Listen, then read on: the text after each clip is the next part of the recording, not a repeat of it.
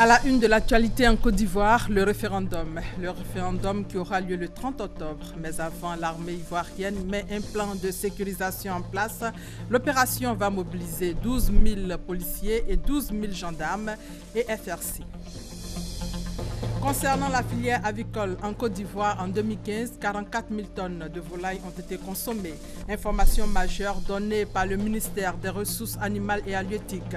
Au cours des journées ivoiriennes de l'aviculture, le ministère compte aller encore plus loin. Et on parlera de cette réunion internationale à Paris pour préparer l'avenir politique de Mossoul. Sur place, la bataille de Mossoul n'est pas encore terminée. Bonjour. Bonjour à tous et heureuse de vous retrouver. Santé, droits des enfants, éducation, lutte contre la pauvreté et environnement, c'est votre journal au menu varié. Commençons tout de suite par le Conseil des ministres. Décision importante, le gouvernement a décidé de sauver la CIR, un plan de restructuration de la Société ivoirienne de raffinage, doublé d'un soutien financier adopté hier, donc par le chef de l'État et les membres du gouvernement. Plusieurs autres sujets ont été examinés. La synthèse du Conseil avec Jérôme Kofi Abolin. Le gouvernement toujours soucieux de trouver des emplois, notamment pour les jeunes. L'attribution de permis de recherche minière et d'exploitation d'eau minérale à des sociétés exerçant dans ces domaines s'inscrit bien dans ce cadre.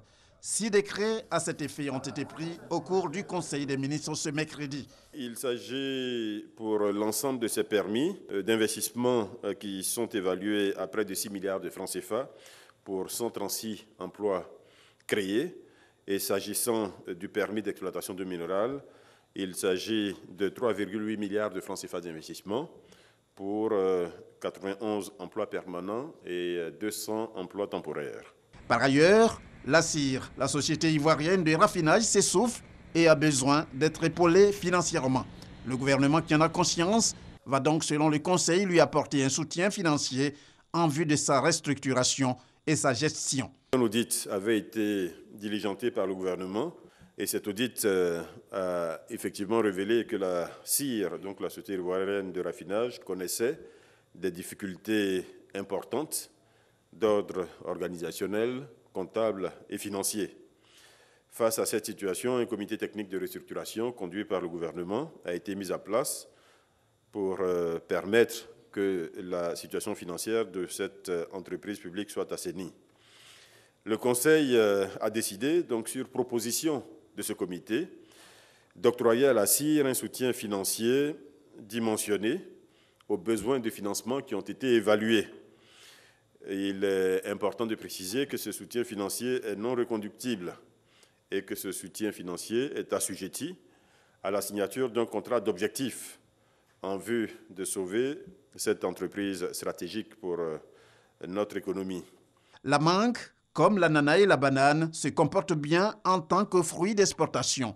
Toujours selon ce Conseil des ministres, elle a permis de distribuer pour ce qui est de la campagne 2016 environ 6 milliards et demi de francs CFA aux acteurs de la filière. La diversification de la production fruitière de notre pays a permis à la mangue d'occuper aujourd'hui une place honorable dans le développement économique de notre pays.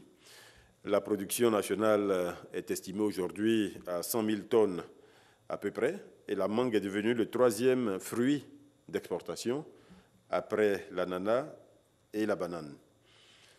Pour la campagne 2016, 32 600 tonnes ont été exportées, contre 22 700 en 2015, ce qui représente une augmentation de 43%.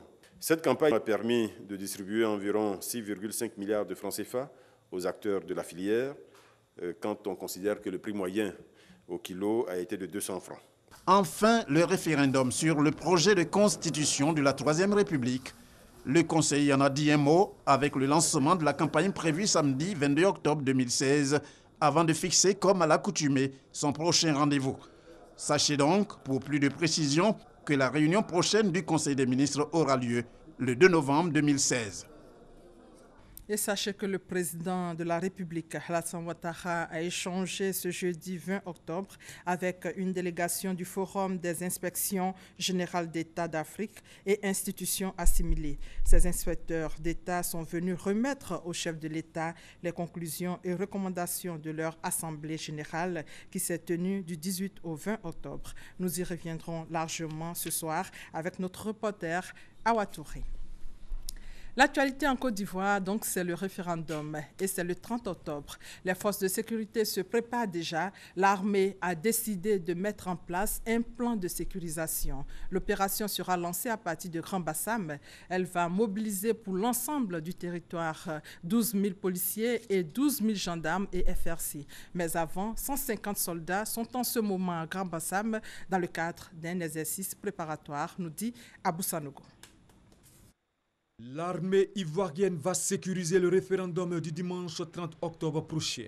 Un contingent de forces de sécurité et de défense fort de 150 éléments, issus des forces républicaines de Côte d'Ivoire, de la gendarmerie et de la police nationale, séjournent depuis quelques jours à Grand Bassam dans le cadre d'un exercice préparatoire portant sur la sécurisation du référendum. Exercice qui vise à garantir la quiétude au cours du scrutin, aux votants et dans les bureaux de vote. Mais avant cette opération, le lieutenant-colonel Étienne Otiolio-Niaï du Centre des opérations interarmées de l'état-major des forces républicaines de Côte d'Ivoire, le chef d'escadron Serge Ngouran, chef des opérations de la gendarmerie nationale et le commissaire principal de police Harding.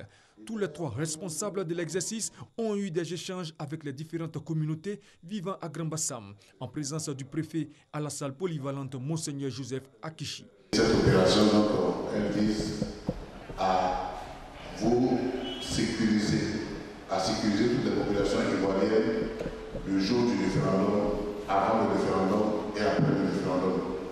C'est surtout pour que chacun puisse exercer son droit de vote. Que ceux qui veulent aller voter, aillent voter et qui n'en soient pas empêchés. Cet exercice préparatoire du plan de sécurisation du référendum, qui se tient sur 3 jours, a été marqué par 3 activités majeures, notamment le débriefing, l'installation d'un réseau de transmission et la reconnaissance des lieux de vote par les éléments. Pour rappel, ce sont au total 12 000 policiers et 12 000 gendarmes qui seront déployés sur l'ensemble du territoire national pour la sécurisation du référendum. L'armée se prépare donc pour le référendum et en raison justement de ce référendum constitutionnel, la commission paritaire proroge la validité de la carte de journaliste professionnel et de professionnels de la communication jusqu'au 30 novembre. C'est une information qui concerne les professionnels des médias. Il faut retenir aussi que les délibérations au titre de la session 2016-2017 se poursuivent. La commission va procéder aussi à la remise des cartes dans les prochaines semaines. Le 17 octobre dernier, c'était la journée mondiale de lutte contre la pauvreté. Le ministère de l'Agriculture a saisi l'occasion pour inviter les journalistes sur le terrain pour voir la réalisation du projet d'appui au secteur agricole en Côte d'Ivoire. Comment fonctionne ce projet et quel est son impact? Chantal Akandan était sur les lieux. Regardez. Ce projet va me permettre de sortir de la pauvreté parce que ces plans, ce sont de bonne qualité. Ces plans sont venus il y a à présent 2 mois, mais regardez comment c'est. Je sais que ce projet va m'apporter quelque chose. Il y a eu 1 hectare de VA. Nous avons payé 15 000 francs pour avoir les plans. Comme Félicité, cette mère de 7 enfants, d'autres femmes de la région du Sud, Komoué, bénéficient aussi du projet d'appui au secteur agricole en Côte d'Ivoire, PESAC. Je me suis investie à faire le palmier à huile pour subvenir à mes besoins. Je me suis approchée d'une coopérative et ils m'ont dit qu'il y a un projet. Je me suis inscrite et puis l'année passée, j'ai reçu les plants, j'ai planté. J'ai payé la moitié, oui, 180 000 pour 2 hectares. La culture de palmier à huile, ça nourrit son homme. Par mois, je peux récolter au moins 2 fois. Ce projet d'appui est un projet de développement agricole. L'une de ses priorités dans la sélection est la gente féminine. Nous faisons la promotion des jeunes et des femmes que nous voulons voir, eux aussi, avoir de l'espoir pour l'avenir en développant des activités.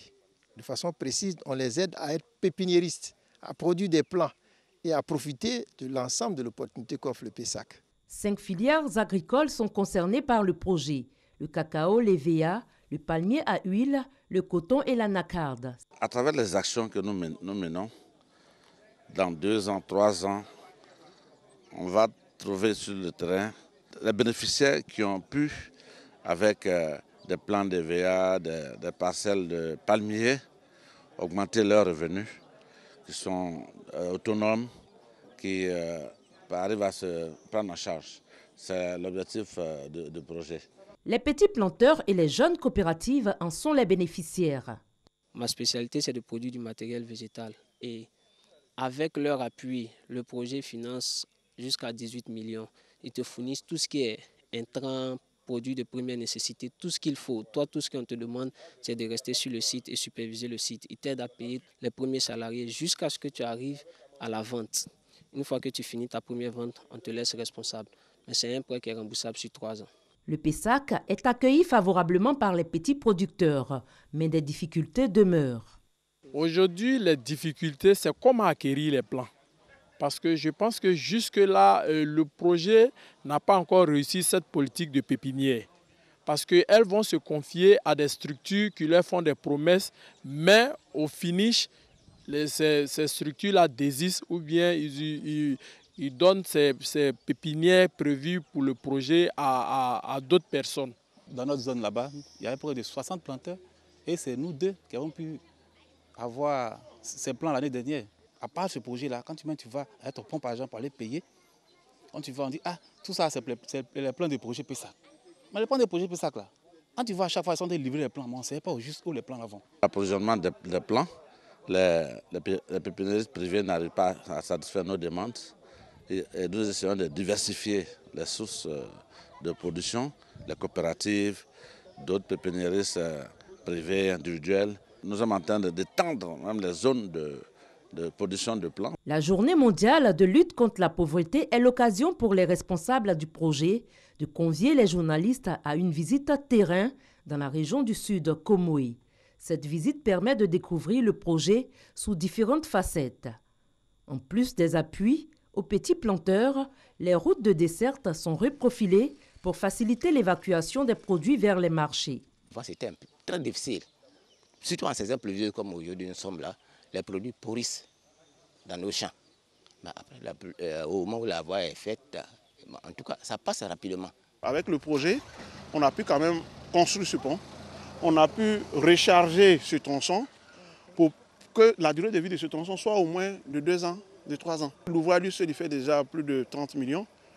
Donc avec le rechargement qu'il y a eu et certains ouvrages de traversée aussi, comme des passages de bus qu'il y a devant, on environne pratiquement la 50aine de millions. Le projet d'appui au secteur agricole en Côte d'Ivoire est cofinancé par la Banque mondiale et l'Agence française de développement. Lancé depuis 2014, le PESAC prend fin en 2017. L'autre projet, c'est dans le domaine de l'industrie et des mines. C'est le projet d'appui au renforcement de la compétitivité industrielle qui a été lancé par le ministre de l'Industrie et des Mines, Jean-Claude Brou. L'objectif est de préparer les entreprises ivoiriennes à l'ouverture des marchés dans le cadre des accords de libre-échange. Honorine Aingori. Lancement du projet d'appui au renforcement de la compétitivité du secteur industriel ce mardi par le ministre de l'Industrie et des Mines, Jean-Claude Brou. Il vise à renforcer la compétitivité des entreprises industrielles dans la perspective du libre-échange dans la zone UEMOA, Union économique et monétaire ouest-africaine, et au-delà. Le PARCI permettra de promouvoir le secteur agroalimentaire, notamment la mangue, l'ananas et le textile. Il va également améliorer la qualité de vie des populations. Pour que le secteur industriel se développe, il faut qu'il soit compétitif. Nous avons besoin que ce secteur industriel soit diversifié, qu'il se renforce, parce que c'est par là qu'on crée de la valeur ajoutée et l'économie évolue et les Ivoiriennes et les Ivoiriens pourront en profiter parce que ça génère des emplois. Ce projet de 9,4 milliards est financé par la BAD, la Banque africaine de développement, de 8,2 milliards et la Côte d'Ivoire de 1,2 milliard. 120 entreprises sont concernées. Il va durer de 2016 à 2019. C'est un projet qui va vraiment aider nos entreprises et surtout ça va booster le secteur de l'agro-industrie, la transformation de nos fruits et légumes. C'est dans le cadre de l'élaboration de la nouvelle politique industrielle de la Côte d'Ivoire qu'un audit des entreprises a relevé plusieurs insuffisances. C'est pour remédier à ces insuffisances que l'État de Côte d'Ivoire a adopté en 2014 le programme national de restructuration et de mise à niveau des entreprises industrielles qui a permis de créer le PARCI. Et au niveau de la filière avicole, des journées ivoiriennes de l'aviculture ont été organisées. En fait, le ministère des Ressources animales et halieutiques veut atteindre un objectif qui est de 60 000 tonnes de volailles à l'horizon 2020. David Soyo et Serge Koulia. Le secteur avicole se porte bien. Avec un chiffre d'affaires de 240 milliards de francs CFA pour la période 2014-2015 et une production annuelle de 44 500 tonnes, la filière génère environ 170 000 emplois directs et indirects. Les 6e journées ivoiriennes de l'aviculture, JNA 2016, ont permis de démontrer cette vitalité. Pour le ministre des Ressources animales et halieutiques, Kobinan Kwasi Ayumani, ces performances sont le fruit de la mise en œuvre du plan stratégique de relance de l'aviculture ivoirienne. Il s'agit maintenant de se fixer à l'horizon 2020 un objectif de 60 000 tonnes de viande et de plus d'1,5 milliard d'œufs de consommation. Il s'agit surtout de faire de l'aviculture un secteur pourvoyeur d'emplois afin de permettre à nos populations d'accéder aux protéines animales en quantité et en qualité. Le président de l'IPRAVI, l'interprofession avicole ivoirienne, Jean-Marie Aka, note pour sa part que ce défi sera relevé. C'est une filière stratégique qui contribue de façon significative au produit intérieur brut de notre pays, tout en le rapprochant de son objectif d'autosuffisance alimentaire. 3 jours durant, agro-industriels, éleveurs, distributeurs de produits avicoles, professionnels de la santé animale et consommateurs ont échangé sur les bonnes pratiques. Le secteur avicole, au dire des acteurs, demeure le moteur de la sécurité alimentaire en Côte d'Ivoire. À lui seul, il représente 54% de la consommation totale en viande des populations ivoiriennes. En santé, le centre de santé de Zokolilié dans la sous-préfecture de Lakota a été doté récemment de matériel de première nécessité. C'est une initiative de la mairie qui a fait don de matériel agricole également aux populations. Sylvain Gonetti, Teresta Peyobwe. Zokolilié est une localité située à une dizaine de kilomètres de Lakota, région du Lodjibois. Cette localité est un exemple de volonté affichée de développement communautaire. Regroupement de 5 villages, Zokolilié a pu se doter de quelques infrastructures de développement. Il s'agit notamment d'un château d'eau, d'un centre de santé et d'une maternité. Ces infrastructures nécessitent toutefois des équipements que le village continue de rechercher. Ce sont ces efforts des populations que le maire de Lakota a voulu saluer par son geste. Reprofilage de l'axe Lakota-Zokolilié, ouverture des rues du village, matériel et médicaments de première nécessité pour le dispensaire et la maternité.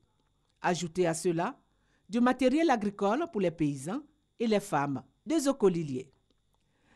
Le maire de Lakota a profité de l'occasion pour demander aux populations de se détourner de tout ce qui pourrait retarder le département de Lakota.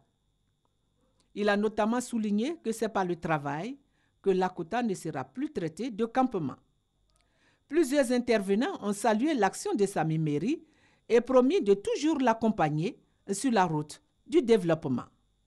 La cérémonie a été précédée d'une prière pour la paix en Côte d'Ivoire. L'ONG Save the Children sensibilise pour le respect des droits des enfants. Une campagne a donc été lancée. Son thème, aucun enfant oublié. Cette ONG entend mener plus d'actions en faveur des enfants à l'âge d'aller à l'école. Elle compte également accompagner l'État de Côte d'Ivoire dans sa politique de l'école obligatoire. Éric Goré. Aucun enfant oublié est l'engagement pris par l'ONG Save the Children à travers la campagne mondiale qui préserve le droit des enfants. Cette ONG veut contribuer au respect des droits des enfants vulnérables dans le monde. La Côte d'Ivoire n'est pas épargnée par cette campagne de sensibilisation pour la protection des enfants. Les responsables de Save the Children entendent accompagner le gouvernement ivoirien dans sa politique de l'école obligatoire. Sensibiliser l'ensemble des acteurs du système éducatif, les parents et la communauté, les leaders traditionnels et religieux, afin de faire en sorte que toutes les filles en âge scolaire soient maintenues à l'école jusqu'à la fin de leur cursus scolaire. Éliminer toutes les barrières qui empêchent les enfants d'aller à l'école, notamment la jeune fille, est le défi que souhaitent relever les organisateurs. L'éducation, c'est important. Certains le voient comme un sacrifice. C'est un sacrifice, certes, dans le présent, mais c'est d'abord un investissement pour le futur. Vous voyez, je suis ce que je suis parce que j'ai été à l'école. Demain, même pour pouvoir travailler au champ, il va falloir être allé à l'école. Pour pouvoir générer de la ressource, créer de la richesse, créer de l'emploi, il sera nécessaire d'être allé à l'école. Et les filles sont un élément important pour que ce pays puisse arriver à l'émergence. Selon un rapport mondial de Save the Children, si rien n'est fait, plus de 40 millions d'enfants se verront refuser une éducation de base en 2030. La campagne mondiale Aucun enfant oublié va durer 3 ans. Toujours dans le domaine de l'éducation et surtout concernant les cours de mercredi matin, le ministère de l'Éducation nationale et le mouvement des instituteurs pour la défense de leurs droits, le MIDD, évoluent vers la fin du bras de fer. Bientôt, une solution sera trouvée à la crise liée aux cours du mercredi matin, nous dit Emma Niamé.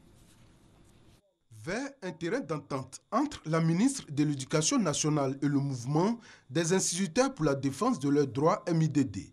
Au cours de cette audience que Kandia Camara a accordée à ce syndicat d'enseignants du primaire, il a été essentiellement question de l'augmentation du quantum horaire qui a favorisé la reprise des cours la demi-journée du mercredi. Cette réforme, depuis sa rentrée en vigueur cette année scolaire 2016-2017, est boudée par le MIDD. Les syndicats n'ont jamais été hostiles à l'augmentation du volume de travail, n'ont jamais été hostiles à l'amélioration de la qualité de l'enseignement. Le tout réside dans le comment on fait, dans le comment on emploie le temps qu'on se donne. Et je crois qu'on ne va pas ouvrir les débats avant les débats. Madame le ministre a accepté la mise en place de ce cadre de dialogue-là. Nous attendons que de façon formelle, les choses se mettent en l'état. Et puis, vous verrez que les observations que nous avons sont des observations pertinentes. Outre le MIDD, les inspecteurs de l'enseignement primaire, la coordination des directeurs d'écoles primaires et d'autres syndicats des enseignants du primaire étaient également présents à cette rencontre. Kandia Camara a profité de l'occasion pour féliciter ses collaborateurs pour le travail qu'ils abattent pour l'éducation des enfants avant d'inviter les enseignants à l'apaisement. Nous restons ouverts aux propositions. Mais le point sur lequel je veux qu'on s'accorde, c'est que c'est du ressort de l'État d'élaborer ou d'établir un régime, le régime pédagogique. Ça aussi, vraiment, qu'on reconnaisse ce droit-là à l'État. Une autre audience entre les syndicats d'enseignants du primaire et la ministre de l'Éducation nationale est prévue pour le vendredi 21 octobre. Un bâtiment de 3 salles de classe équipé en table-banc offert par le lieutenant-colonel Loseni Fofana au groupe scolaire Ladji Karamoko de Mankono, une contribution à la scolarisation de la petite fille et à l'amélioration des conditions de travail des enseignants et des apprenants. Coût global de réalisation environ 10 millions de francs CFA. Ouattara Madou, Walter. Mankono, dans la région du Béré. Le groupe scolaire Ladji Karamoko, qui compte 4 écoles, totalise 881 écoliers, dont 376 filles. L'an dernier, l'effectif des filles était de 259. Ce résultat est le fruit des campagnes de sensibilisation menées par le ministère de l'Éducation nationale. Cependant, cet engouement à scolariser les enfants, principalement les petites filles, n'est pas sans conséquences. Insuffisance de salles de classe, conditions difficiles de travail des enseignants, inexistence de cantines scolaires.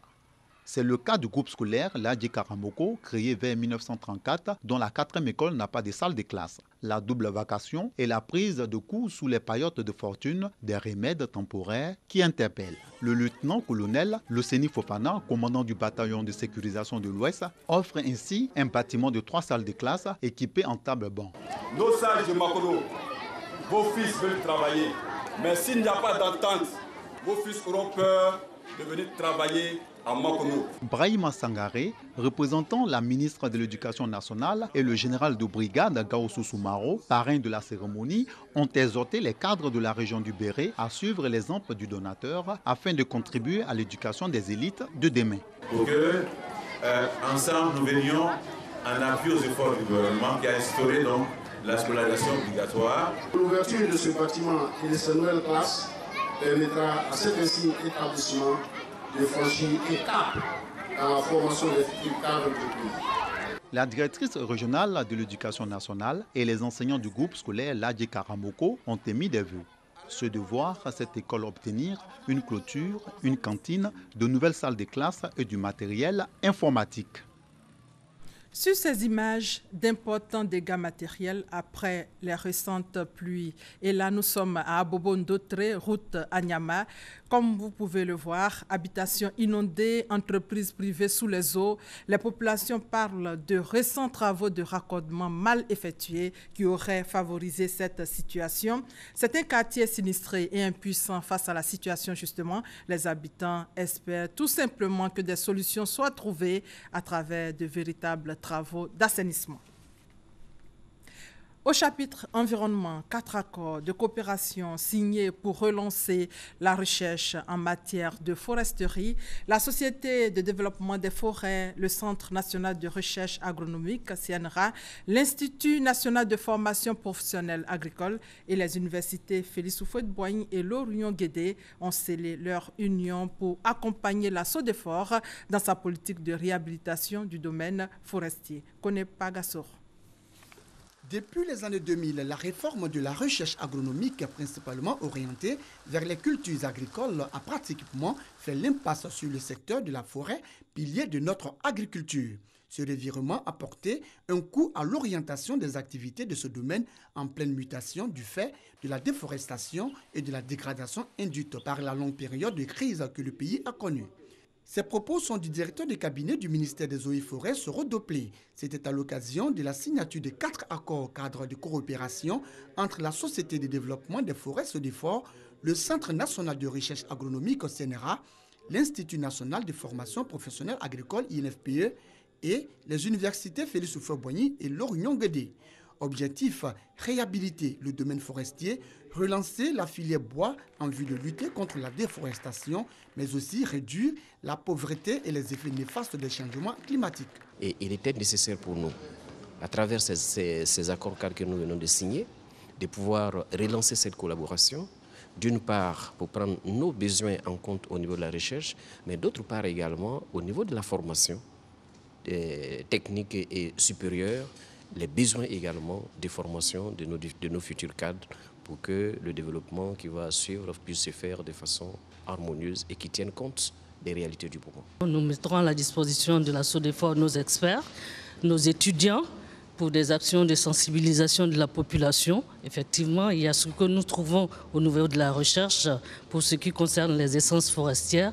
Il y a aussi l'apport des populations pour la sauvegarde des forêts. La mobilité des enseignants-chercheurs et des étudiants dans les forêts classées, la formation continue des agents et cadres de la SODEFOR, l'échange d'informations, la protection du patrimoine forestier sont entre autres programmes de coopération qui constitueront les actions communes à mener par les différents signataires pour la sauvegarde de la forêt ivoirienne. Au plan international, le 3e et dernier débat pour la présidentielle américaine a eu lieu hier, mercredi soir, à Las Vegas. Hillary Clinton et Donald Trump ont été invités à s'exprimer sur l'immigration, les droits des femmes, les armes à feu, la politique étrangère ou encore l'économie. Le débat aura été marqué par les nouvelles accusations de trucage de l'élection avant même qu'elle ne soit tenue. Donald Trump a affirmé qu'il dirait le moment venu s'il accepte ou non le résultat du 8 novembre. Autre image, la bataille de Mossoul n'est pas encore terminée, mais Paris et Bagdad veulent déjà anticiper la suite et examiner tout ce qui pourra permettre de gagner la paix. La France et l'Irak organisent un sommet qui réunit ce jeudi à Paris une vingtaine de pays pour préparer le futur dans la région lorsque la bataille de Mossoul va s'achever. L'Iran n'a pas été convié. Dans l'actualité sportive, pour terminer, les éléphants connaissent depuis hier leurs adversaires pour la CAN au Gabon qui aura lieu du 14 janvier au 5 février 2017. Les champions d'Afrique en titre héritent d'une poule difficile. Le tirage au sort effectué hier à Libreville au Gabon place la Côte d'Ivoire dans la poule C avec la République démocratique du Congo, le Maroc et le Togo. Excepté le Togo, toutes les sélections de cette poule ont déjà remporté le trophée africain. Ce sont donc de gros morceaux. Voilà, et c'est la fin de ce 13h. Merci de votre fidélité.